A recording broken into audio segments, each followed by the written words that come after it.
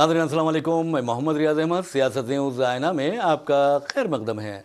नाज़रीन, आप अच्छी तरह जानते हैं कि हम अपनी खबरों का आगाज़ फ़लस्तीनियों से मुतालिक ख़बर से करते हैं, और आप ये भी अच्छी तरह जानते हैं कि 7 अक्टूबर 2023 से आज की तारीख़ तक अगर हम फ़लस्तीन और इसराइल जंग का जायज़ा लें तो पता चलता है कि इसराइल किस तरह दरिंदगी का मुज़ाहरा कर रहा है। और ख़ास तौर पर आप देखेंगे कि इसराइल फ़लस्तीनी बच्चों और ख़वातीन की नस्ल कुशी में मसरूफ़ है। वैसे में नाज़रीन, जहाँ तक फ़लस्तीनी शोधा की तादाद का सवाल है, अगर आप देखेंगे कि जो गैर सरकारी रज़ाकाराना तंजीमें हैं मुख्तलिफ ममालिक की, उन्होंने जो तज्ज़िया किया है उसके मुताबिक 7 अक्टूबर 2023 से लेकर आज की तारीख तक 2 लाख से ज़ायद फ़लस्तीनियों ने जामे शहादत नोश किया है। लेकिन अफसोस की बात यह है कि जहाँ तक खुद वज़ारत सेहत का सवाल है गज़ा की, या वज़ारत सेहत के साथ साथ और दूसरे जो इदारे हैं उनका सवाल है, उन लोगों ने वाज़ेह तौर पर कहा है कि अब तक 43,341 फ़लस्तीनियों ने जामे शहादत नोश किया है, जबकि ज़ख्मियों की तादाद 1,02,105 तक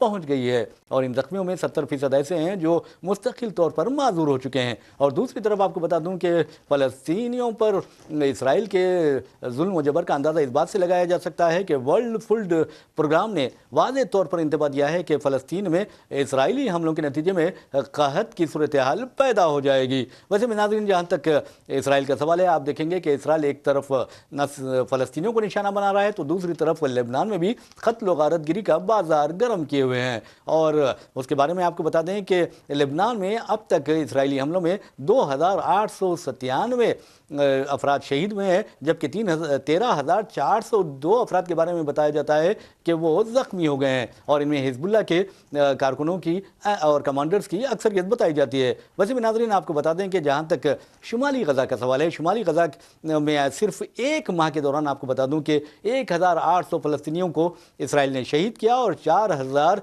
ज़ख्मी हुए हैं। तो आप अंदाज़ा कर सकते हैं कि इस तरह इसराइल दरिंदगी का मुज़ाहरा कर रहा है, लेकिन आलमी बिरादरी बड़े आराम से, बड़े सुकून से इस कत्लेआम का, इस नस्लकुशी का तमाशा देख रही है। तो बहरहाल आपको बताने का मकसद ये है कि आज दुनिया, ऐसा लगता है कि इसराइल की ताईद व हिमायत में, ख़ासतौर पर दुनिया मीन्स जो हुकूमतें हैं वो इसराइल की ताईद व हिमायत में उतर पड़ी हैं, जबकि आवाम फ़लस्तीनियों की तायद कर रही हैं। लेकिन आप अंदाज़ा कर सकते हैं कि जो आलमी इदारे हैं या आलमी हुकूमतें हैं या आलमी ताकतें हैं, वो जो चाहे वही इस कुर्रे अर्ज़ पर हो रहा है। तो बहरहाल अब ऐसा लगता है कि फ़लस्तीनियों के ख़िलाफ़ जिस तरह घेरा तंग किया गया है वो एक जानिबदारी और मैं समझता हूँ कि नस्ल परस्ती की एक बदतरीन मिसाल है। वैसे भी नाज़रीन, फ़लस्तीन में ख़ास तौर पर बच्चों को निशाना बनाया जा रहा है। अक़वाम मुत्तहिदा की ख़ुसूसी नुमाइंदा फ्रांसिस्का अल्बानीज़ ने इस सिलसिले में कहा है कि इन बच्चों को, यानी फ़लस्तीनी बच्चों को बहुत ही ज़ालिमाना तरीक़ों से भूख, तशद्दुद और दहशतगर्दी का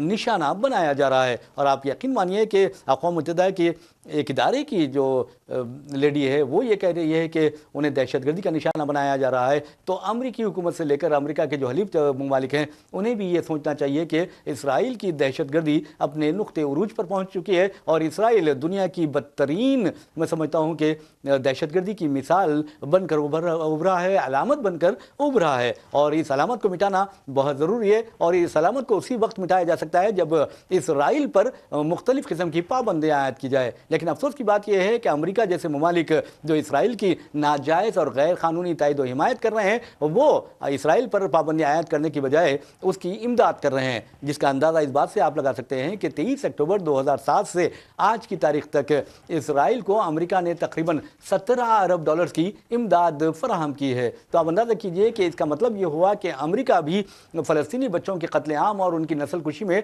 इनडायरेक्टली यानी बिलवास्ता तौर पर मुलविस हैं। तो बहरहाल आलमी इदारों को इनके खिलाफ कार्रवाई ज़रूर करनी चाहिए। वैसे में नाज़रीन, आपको बता दूं कि खुद अक़वाम मुत्तहिदा की ख़ुसूसी नुमाइंदा फ्रांसिस्का अल्बानीज़ ने वाज़ेह तौर पर कह दिया है कि इसराइल फ़लस्तीनी बच्चों का कत्लेआम कर रहा है अपनी दहशतगर्दी के ज़रिए। तो आप अंदाज़ा कर सकते हैं कि जितनी भी रिपोर्ट्स आई हैं उसमें यही कहा गया है कि इसराइल जानबूझकर फ़लस्तीनी बच्चों को और ख़वातीन को निशाना बना रहा है और माओं की, फ़लस्तीनी माओं की कोख को यानी बर्बाद करने पर तुला हुआ है। वैसे भी नाज़रीन, दूसरी तरफ आप देखेंगे कि ईरान फ़लस्तीनियों की हिमायत में उतर आया है, और ये भी आप अच्छी तरह जानते हैं कि ईरान ने 200 से ज़ायद मिसाइल इसराइल पर बरसाए थे, और सुपरसोनिक मिसाइल थे वो, आप देखेंगे कि लेकिन उसके बाद इसराइल ने भी हालिया अरसे के दौरान जवाबी हमला किया। अब ईरान के सरबराह आला आयतुल्लाह अली ख़ामेनी ने वाज़े तौर पर, यानी 2 दिन कबल उनकी तकरीर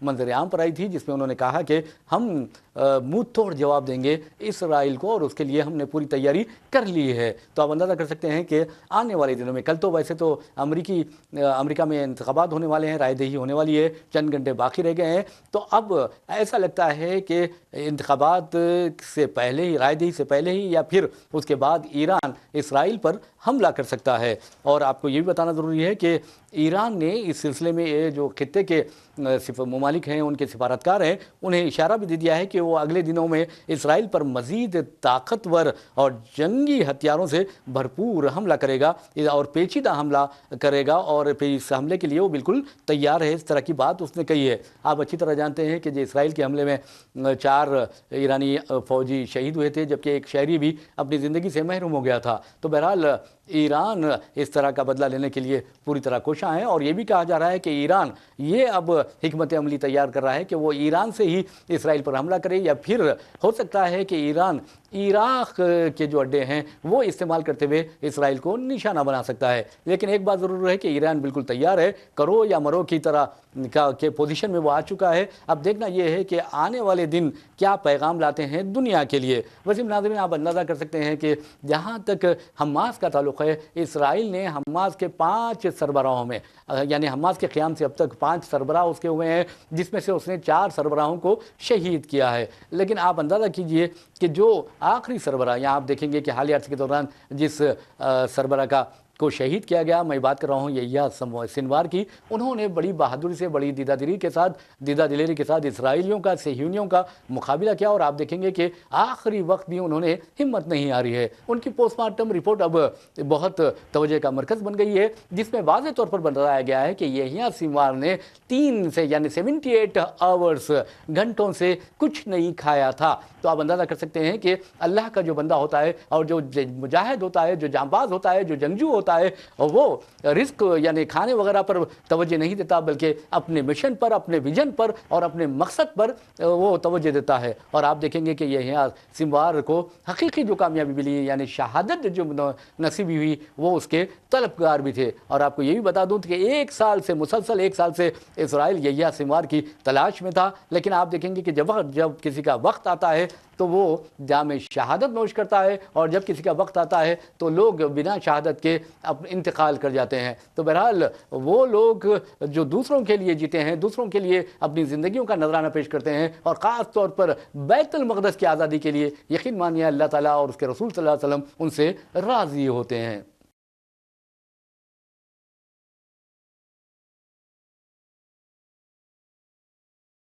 नाज़रीन, आपको बता दें कि जब भी इंतखाबात आते हैं, चाहे वो ज़िमनी इंतखाबात हो या असम्बली इंतखाबात हो किसी रियासत के, या फिर आम इंतखाबात हो, हमारे वज़ीर-ए-आज़म नरेंद्र मोदी जिस तरह की बातें करते हैं, यानी जिस अंदाज़ में वो गुफ्तगू करते हैं, जिस तरह अपना मुँह खोलते हैं, और ऐसा लगता है कि मुँह खोलते ही फ़िरक़ापरस्ती की वो बातें करने लगते हैं। उसी तरह अगर आप देखेंगे कि एक और शख्स है जो बहुत ज़्यादा बकवास करता है, और उसका नाम है हिमंता बिस्वा शर्मा, और चीफ मिनिस्टर आसाम है। लेकिन जब वो मुँह खोलता है तो मुसलमानों के खिलाफ बोलता है, और मुसलमानों के खिलाफ जहर उगलता है, और फ़िरक़ापरस्ती के ऐसा लगता है कि वो लोगों के अज़हान क़ुलूब में जहर भर रहा है। यकीन मानिए कि जो भी सियासतदान हो, चाहे चीफ मिनिस्टर हो या वज़ीर आज़म हो या वज़ीर दाखिला हो या किसी आला ओहदे पर फायज हो, उसको ये सोचना चाहिए कि वो किसी एक मज़हब की नुमाइंदगी नहीं करता, बल्कि तमाम हिंदुस्तानियों की नुमाइंदगी करता है, हुकूमत का नुमाइंदा है, और उसके हाथ में इक़्तिदार है। जब ये सोचेगा तो वो कोई शरंगेज़ी नहीं करेगा, फितना अंगेज़ी नहीं करेगा, और दूसरे मज़ाहिब के बारे में इश्तियाल अंगेज़ बातें नहीं करेगा। अफसोस की बात यह है कि वज़ीर-ए-आज़म नरेंद्र मोदी फ़िरक़ापरस्ती की बातें करते हैं, इश्तियाल अंगेज़ तक़ारीर करते हैं, लेकिन इलेक्शन कमीशन को कभी ये ज़हमत नहीं होती कि उनके खिलाफ कार्रवाई करे। और आप देखेंगे कि राजस्थान में पिछले आम इंतखाबात में आपने देखा कि किस तरह वज़ीर-ए-आज़म ने यानी अब तक़ारीर की थी, और उसमें मुसलमानों को बिलवास्ता तौर पर निशाना बनाया था। लेकिन आपने देखा कि इलेक्शन कमीशन ने उन्हें नोटिस नहीं दी, बल्कि सदर बीजेपी JP नड्डा को नोटिस दी। यानी वज़ीर-ए-आज़म को नोटिस देने की कोई हिम्मत नहीं कर सकता, ऐसा लगता है। ऐसे में قوانین بنانی چاہیے کہ وزیر اعظم کو بھی اس طرح کے دائرے میں لایا جائے کہ اگر وہ کوئی ایسی ویسی بات کرتے ہیں تو ان کے خلاف بھی کارروائی کی جائے، ان کا مواخذہ کیا جائے، یہ ہونا چاہیے۔ تو بہرحال ہم آپ کو جھارکھنڈ لیے چلتے ہیں۔ جھارکھنڈ میں وزیر اعظم نریندر مودی نے تقریر کی، اور آپ کو بتا دوں کہ ایسی تقریر کی جس سے صرف ہر الفاظ میں ایسا لگ رہا تھا ان کا جو لفظ تھا، ہر لفظ زہر میں یعنی فرقہ پرستی کے زہر میں ڈوبا ہوا تھا۔ انہوں نے جھارکھنڈ مکتی مورچہ، کانگریس اور RJD کی مخلوط حکومت کو بنگلہ دیشی در اندازوں کا سپورٹر بتایا۔ آپ اندازہ کیجئے کہ وہ بار بار جب بھی انتخابات ہوتا ہے، امت شاہ ہو، وزیر اعظم نریندر مودی ہو، بسوا ہو یا کوئی اور بکواس ہو، وہ ہمیشہ اس طرح کی باتیں کرتے ہیں، در اندازی در اندازی در اندازی۔ اگر در اندازی پر تم قابو نہیں پائے تو اس کا مطلب یہ ہے کہ تم نااہل ہو اور ناکارہ ہو، اور تمہیں تو اقتدار پر باقی نہیں رہنا چاہیے، یہ عوام کہنے لگی ہے۔ تو بہرحال ناظرین، آپ کو بتا دوں کہ وزیر اعظم نریندر مودی نے جھارکھنڈ میں ایک ریالی سے خطاب کرتے ہوئے کہا کہ بنگلہ دیشی در اندازوں کے ووٹ حاصل کرنے میں کانگریس، جھارکھنڈ مکتی مورچہ اور RJD مصروف ہے۔ ویسے بھی وزیر اعظم کے جس طرح انہوں نے بکواس کی ہے، آپ اندازہ کیجئے کہ کس طرح انہوں نے بات کی ہے۔ انہوں نے کہا کہ اسکولوں میں سرسوتی وندنا پڑھنے کی اجازت نہیں ہے، تو سمجھے کتنا بڑا خطرہ ہے یعنی جھارکھنڈ میں۔ اس کے علاوہ انہوں نے کہا کہ تہواروں کے دوران سنگباری کے واقعات پیش آتے ہیں، اور آپ یہ بھی انہوں نے یہ بھی کہا کہ ماں درگا کے جلوس کو روکا گیا اور کرفیو نافذ کر دیا گیا۔ تو ایک وزیر اعظم، آپ اندازہ کیجئے، کہتا ہے کہ سرسوتی وندنا پڑھنے کی اجازت نہیں دیتے، تو کیا وہ وزیر اعظم کسی اسکول میں حمد پڑھنے کی اجازت دیں گے؟ یہ ایک سوال پیدا ہوتا ہے۔ یقین مانیے ہندوستان ایک سیکولر ملک ہے، ایک جمہوری ملک ہے، وزیر اعظم کی اس طرح کی باتیں نہیں کرنا چاہیے، کیونکہ اگر سرسوتی وندنا پڑھنا ہے تو RSS کے جو BJP کی سربراہ یعنی سرپرست تنظیم ہے RSS، اس کے ششو وہار ہے، وہاں پر پڑھی جاتی ہے۔ گورنمنٹ اسکولز میں، پرائیویٹ اسکولز میں آپ کو اس طرح کے مذہبی جو گیت ہیں یا مذہبی کلام ہے وہ پڑھنے کی اجازت کیوں دینی چاہیے؟ اور وزیر اعظم یہ کہتے ہیں کہ جب بھی تہوار آتا ہے تو سنگباری کی جاتی ہے، تو کیا وزیر اعظم کو اندازہ نہیں ہے کہ جب بھی تہوار آتا ہے تو لوگ جو فرقہ پرست درندے وہ مساجد کے باہر ٹھہر کر DJ بجاتے ہیں، اشتعال انگیزی کرتے ہیں، اور اقلیتوں کے گھروں پر چڑھ کر اور مساجد پر چڑھ کر وہاں جو جھنڈے ہوتے ہیں اسے نکال دیتے ہیں اور اپنے زعفرانی جھنڈے وہاں گاڑنے کی کوشش کرتے ہیں، جس کے نتیجے میں آپ دیکھیں گے کہ ہندوستان کا جو تہذیب و تمدن ہے، ہندوستان کی جو گنگا جمنی تہذیب ہے، ہندوستان کا جو اتحاد ہے، وہ ایسا لگتا ہے کہ یہ فرقہ پرست درندے اس کو گاڑنے کی تیاریاں کر رہے ہیں۔ تو بہرحال وزیر اعظم سے یہی امید کی جا سکتی ہے، کیونکہ وزیر اعظم جب بھی منہ کھولتے ہیں ایسا لگتا ہے، عوام خاص طور پر کانگریسی قائدین کہتے ہیں کہ وہ کبھی اچھی بات نہیں کرتے، انسانیت کی بات نہیں کرتے، اور کھوکھلے وہ نعرے لگاتے ہیں، اور ان کا ہر نعرہ کھوکھلا ثابت ہوا۔ سب کا ساتھ، سب کا وکاس کتنا پیارا نعرہ ہے، لیکن آپ دیکھیں گے کہ اس نعرے کا جو اثر ہے وہ ہندوستان کے کسی علاقے میں دکھائی دے رہا ہے، ہرگز دکھائی نہیں دے رہا ہے۔ تو اس کا مطلب یہ ہے کہ وزیر اعظم کو اپنی روش تبدیل کرنی چاہیے۔ تو بہرحال ناظرین، آپ کو بتانے کا مقصد یہ تھا کہ جھارکھنڈ میں ہی چیف منسٹر آسام ہیمنتا بسوا سرما بھی بکواس کرنے لگے ہیں، اور وہ بھی جب بھی منہ کھولتے ہیں ہمیشہ بکواس کرتے ہیں، مسلمانوں کے خلاف بات کرتے ہیں، مدارس کے خلاف بات کرتے ہیں، اور مساجد کے خلاف بات کرتے ہیں، اور کہتے ہیں کہ کیا کسی کے خلاف بولنا فرقہ پرستی ہے؟ تو پھر فرقہ پرستی نہیں تو کیا ہے؟ مثال کے طور پر آپ کو بتا دوں کہ ایک وہاں پر علاقہ ہے جھارکھنڈ میں، حسین آباد، انہوں نے کہا کہ یہ کہاں سے آ گیا، اور ہم BJP اقتدار میں آ جائے گی تو حسین آباد کا نام تبدیل کر کے شری رام چندر جی اور کرشنا سے موسوم کیا جائے گا۔ کتنی شرم کی بات ہے، انہیں ہر مسلم نام سے نفرت دکھائی دیتی ہے۔ میں سمجھتا ہوں کہ اس طرح اگر کوئی چیف منسٹر ایسی بکواس کرے گا تو اس کے خلاف یقیناً مواخذہ کیا جانا چاہیے، اس کے خلاف کارروائی کی جانی چاہیے۔ بہرحال BSP کے ایک سابق MLA نے، جس کا نام کشواہا شیو پوجن مہتا ہے، انہوں نے یعنی چیف منسٹر آسام کے خلاف یعنی ہیمنتا بسوا سرما کے خلاف شکایت درج کروائی ہے، FIR درج کروائی ہے، اور کہا ہے کہ یہ شخص ہمیشہ جب منہ کھولتا ہے تو برا ہی بولتا ہے اور اس کے خلاف کارروائی کرنی چاہیے۔ لیکن افسوس کی بات یہ ہے، آپ دیکھیں گے کہ ہیمنتا بسوا سرما یہ بھی کہتا ہے کہ 1951 میں آسام کی جو مسلم آبادی تھی وہ 20% تھی، لیکن اب بڑھ کر 45% ہو گئی ہے، اور یہ صرف اور صرف بنگلہ دیشی در اندازوں کی وجہ سے ہوا ہے۔ ناظرین، آپ کو بتا دوں کہ جیسے ہی NRC کا مسئلہ آیا، آسام میں جب NRC کا عمل مکمل ہوا تو اس میں سب سے زیادہ جو غیر قانونی طور پر مقیم باشندوں کا پتہ چلا وہ مسلمان نہیں بلکہ ہندو تھے۔ تو بہرحال ہیمنتا بسوا سرما کو اس بارے میں سوچنا چاہیے، اور جب بھی وہ کچھ بول رہا ہے تو اسے بولنے سے پہلے، اپنا منہ کھولنے سے پہلے اسے اچھی طرح سوچ لینا چاہیے۔ تو بہرحال اس طرح کبھی حسین کا نام لے کر وہ عجیب و غریب باتیں کرتا ہے، کبھی مسلمانوں کا نام لے کر وہ عجیب و غریب باتیں کرتا ہے، تو اس کا مطلب یہ ہے کہ الیکشن کمیشن کی خاموش، یعنی مجرمانہ خاموشی اختیار کیے ہوئے ہیں۔ الیکشن کمیشن کو چاہے وزیر اعظم نے بکواس کی ہو یا پھر ہیمنتا بسوا سرما بکواس کرتا ہو، ان کے خلاف ضرور کارروائی کرنا چاہیے، ورنہ الیکشن کمیشن کے ایک آزاد ادارہ رہنے کا کوئی مطلب ہی نہیں ہے۔ جھارکھنڈ میں سناتن کو بسانے کا لڑائی ہے، سناتن سنسکرتی کو رکشا کرنے کا لڑائی ہے۔ اگر ہم ہار جائے گا نا، سناتن ہار جائے گا۔ ہم ہارے گا نا، جھارکھنڈ کا اسمیتا ہمیشہ کے لپت ہو جائے گا۔ ہم ہارے گا نا، یہ پیتامبر نیلمبر سدھو کانو بھگوان برسا منڈا کا بھومی عرفان انصاری عالمگیر عالم لوٹ لے گا یہ لوگ۔ ہمارا بیٹیوں کو لوٹا، ہمارا زمین کو لوٹا، ہمارا سرکار کو لوٹا، ہمارا اہنکار کو لوٹا۔ ہمیں آواز اٹھانا ہے، ہمیں ایک ہونا ہے۔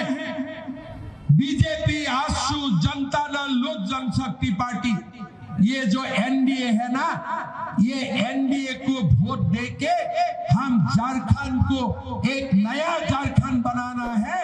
اٹل بہاری واجپئی جی نے جو سپنا دیکھ کے جھارکھنڈ بنایا تھا، وہی جھارکھنڈ ہمیں دوبارہ بنانا ہے۔ واجپئی جی نے بالو کا مافیا کے لیے جھارکھنڈ نہیں بنایا تھا۔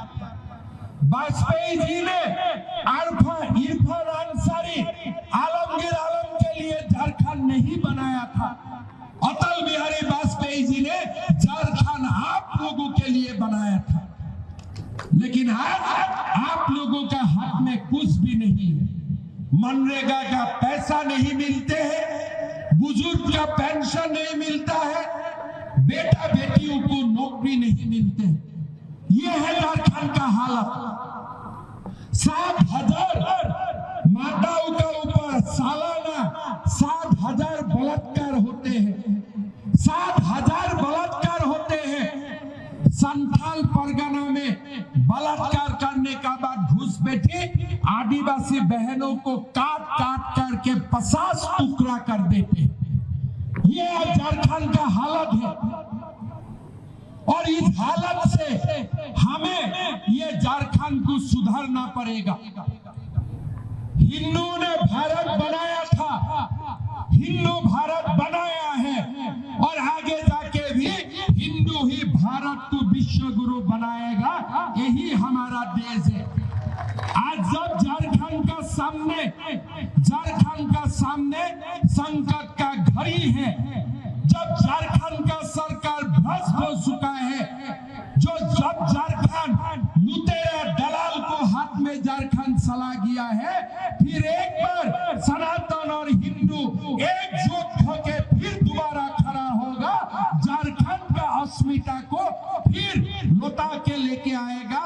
یہی چناؤ کا سنکلپ ہے، یہ چناؤ کا سنکلپ جھارکھنڈ کا اسمیتا ہے۔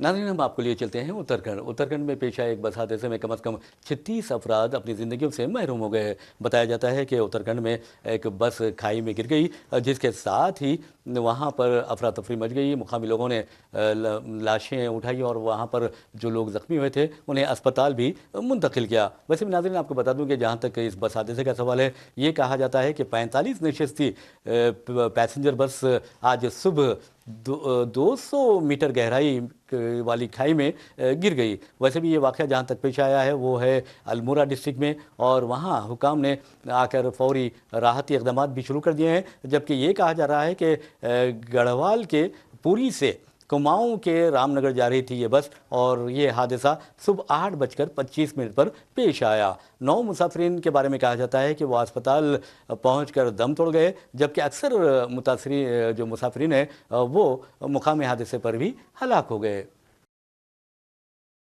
नाज़रीन, हम आपको लिए चलते हैं तेलंगाना के दारुल हुकूमत हैदराबाद में 6 नवंबर से जामे सर्वे का आगाज़ होने वाला है, जो ज़ात पात पर मबनी होगा, और इस सिलसिले में राहुल गांधी ने ये तस्वुर पेश किया था। वैसे भी नाज़रीन, जहाँ तक ज़ात पात पर मबनी सर्वे का सवाल है तो आपको ये बताना ज़रूरी है कि तेलंगाना में 235 से ज़ायद ज़ातें और ज़ैली ज़ातें पाई जाती है, और मुसलमानों के 14 ज़ातों को बैकवर्ड क्लास का करार दिया गया है और बैकवर्ड क्लास की फहरिस्त में शामिल किया गया है, और रियासत तेलंगाना में मुसलमानों को उसी बुनियाद पर 4% तहफ़्फ़ुज़ात भी फराहम किए जा रहे हैं। वैसे में नाज़रीन, जहाँ तक इस तरह के सर्वे का सवाल है तो आपको बताना ज़रूरी है कि 2014 में जब BRS पहली मरतबा इक़्तिदार में आई थी, उस वक्त ये सर्वे किया गया था, और 4 लाख सरकारी मुलाजिमीन ने घर घर पहुँच कर सर्वे करते हुए लोगों के मुख्तलिफ सवालात किए थे लोगों से, और उनके बारे में डेटा जमा किया था। अब ये कहा जा रहा है कि 6 नवंबर से जो घर घर जामे सर्वे होगा, ज़ात पात पर मबनी सर्वे होगा, 80,000 से ज़ायद सरकारी टीचर्स इस सर्वे में हिस्सा ले रहे हैं। और आपको ये भी बताना ज़रूरी है कि तकरीबन 75 सवालात आपसे पूछे जाएंगे, जिसमें आपकी जायदाद से मुतालिक, आपकी तालीम से मुतालिक, यहाँ तक कि आपके घर में क्या कंप्यूटर हैं इस ताल्लुक़ से भी, और आपके घर में जो आलात इलेक्ट्रॉनिक आलात हैं उस बारे में भी सवालात किए जाएंगे। आपकी कितने घर आपके हैं ये इस बारे में भी पूछा जाएगा, और ये भी पूछा जाएगा कि क्या आप ज़रई ज़मीन भी रखते हैं। वैसे में नाज़रीन, अब चीफ मिनिस्टर रेवंत रेड्डी और सदर प्रदेश कांग्रेस महेश कुमार गौड़ ने वाज़ेह तौर पर कहा है कि रियासत तेलंगाना में 6 नवंबर से जो जामे सर्वे होगा वो सारे मुल्क में अपनी नौइयत का मुनफरिद और मिसाली सर्वे होगा।